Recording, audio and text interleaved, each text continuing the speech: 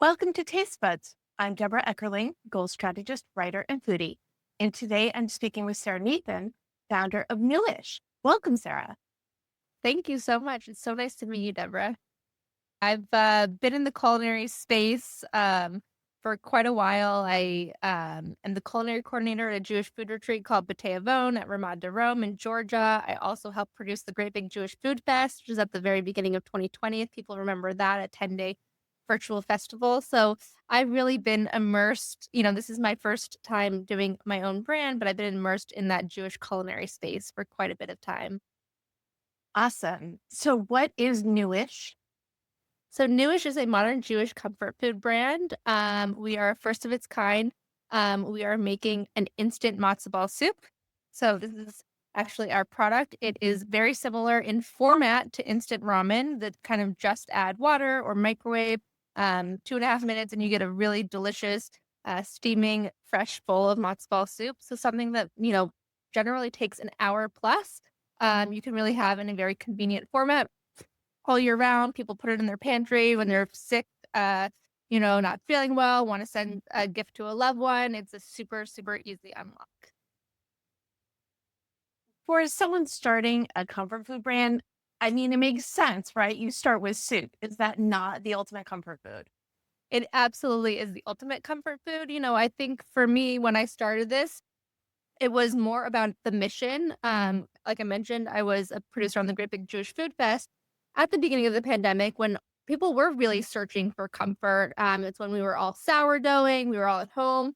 And what I saw was that so many people were interacting with our programming because it really was telling so many diverse Jewish stories that normally aren't always told in Jewish spaces. It did not have that air of Ashka normativity. We really had programming geared towards Black Jews, Latinx Jews, Asian Jews, LGBT, different generations, people from all over the world sharing their stories. And so many people were like, wow, I really feel so connected in a way that I don't always with my culture, with my identity, wanting that to learn more. And so, when we came out of all of that, it was really like, well, everyone else that I know is elevating their own culture's food. Nobody really is doing that for Jewish food outside of the kosher aisle.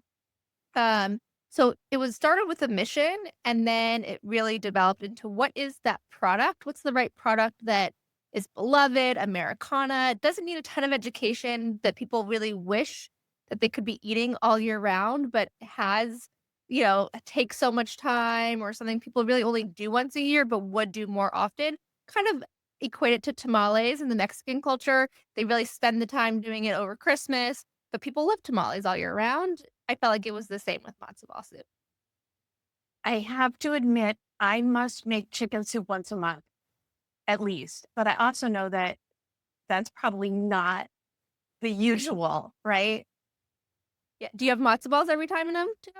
It's okay, guilty. No. See, that's the hard part. The hard part, I think, is the matzo ball. A lot of people don't get it right. I mean, I know people have been making matzo balls for 40, 50 years, and you go and you're like, oh, like this is, and people like a floater, they like a sinker. Everyone's got their own thing. Um, but I've been to plenty of seders where the matzo, I'm like, this Jew knows what they're doing cooking wise, and the matzo ball is just not quite there. And so I think people say it's easy, but I think it's more difficult than people think, and it just takes time. Who wants to spend, you gotta mix, you gotta wait, you gotta form, you gotta hope that you got it right. Um, so I just to be able and most people wanna do that when they're sick or don't wanna do that when they're sick. I got COVID a couple weeks ago, and there was no way I was gonna make matzo ball soup, but then I got this. It's filled with electrolytes and minerals, and I was brought back right to life. So what you're saying is the medicinal qualities of the soup are directly related to the matzo ball. Oh, yeah, I think it's proven that the Jewish food is medicine, and this is certainly Jewish penicillin. But yeah, we also really took care in using very clean, ingredients, high-end ingredients. We partner with Redmond Sea Salt. They're salt that's mined from, the mountains in Utah, so there's no microplastics. It also has all the electrolytes and minerals. So it's not that like really MSG sodium filled ramen that you're used to. You are getting, those health benefits, 180 calories, really nice digestible kind of comfort food that's just great for a snack, great for a lunch. Yeah, really kind of you can zhuzh it up or play with it however you'd like. And what is your earliest food memory, and does it have to do with soup? My earliest food memories, I think are always around the holidays. Cooking with my mom. Yeah, we definitely made matzo ball soup. Her famous dish is mandel bread. That's what, mandel bread. Now she's known for veggie chopped liver. I'm more on the mandel bread side. But really spending those times in the kitchen, making it with her, and then really seeing that love language of feeding people when you got to go to someone's house, bring that dish, and everyone, either requested it or was so excited to see that the thing that they were hoping would show up shows up. What then led you to the food space? Yeah, I was always, I think, somewhat passionate. I was a very picky child, but I was passionate about both marketing and how brands were made. And then as I grew older, very passionate about food. I studied abroad in Tel Aviv, and when you go to a restaurant in Israel, they just start, putting salatim and all these different items on your table, and suddenly you can't be picky. You really you get that opportunity to try, you get that encouragement from friends, and my palate really expanded. And, I've always loved to bake, and um, through many careers, was interested in Jewish food and sustainability, and, I actually found a brand that was doing all of my passions. They were actually upcycling, the grain from brewing beer to make snacks. So at the time, I was very into brewing my own beer and baking. And these guys happened to also be Jewish. We had a ton of mutual friends. So I became the first employee at their company, aside from the founders. And then I fell in love with the food industry. It's all people who are super hospitable, we just want to feed each other. um, and so from there, I've been in this industry for about a decade now. I helped run the Chobani incubator, where Chobani would actually use its resources to help small brands get to the next level, which is amazing to see all pay it forward. And then I was the category manager at National Co-op Grocers, so they do all the buying for all the co-ops. So to really get in that natural food space was so important to me. And then having all of this experience, I really saw that gap in the market. Why is nobody doing doing this? Why is nobody elevating Jewish food to a different level that not only brings in more connection towards Jews and their identity and gets them excited about it, but also can maybe open up that conversation between, with the mass market and between, our non-Jewish allies, hopefully creating more allies through the connection, of food. It makes sense that you started with soup, but do you know what is next? And can you tell me? Um, we're working on a few different things. We just launched at the end of September. So, trying to get the soup out there to as many people as possible. I really do want to tell the story of 15 million Jews, 15 million ways to be Jewish, and tell diverse stories throughout the diaspora. I love making, when I host my own Passover Seder's for years before I even started this brand, I was making miso ramen matzo ball soup. I was making Hawaiian, um, more of like a Yemeni style matzo ball soup. So I've always kind of been playing with other, Jewish cultural um, tastes, and flavors. And so I would really love to partner with other chefs who are all, have these recipes and build on those flavors and really showcase that, there's this intersectionality and pride, built in with the base of matzo ball soup. And these stories, if you were to like bottom line, nice to meet you. I am Sarah. I love soup. This is why. What would you say?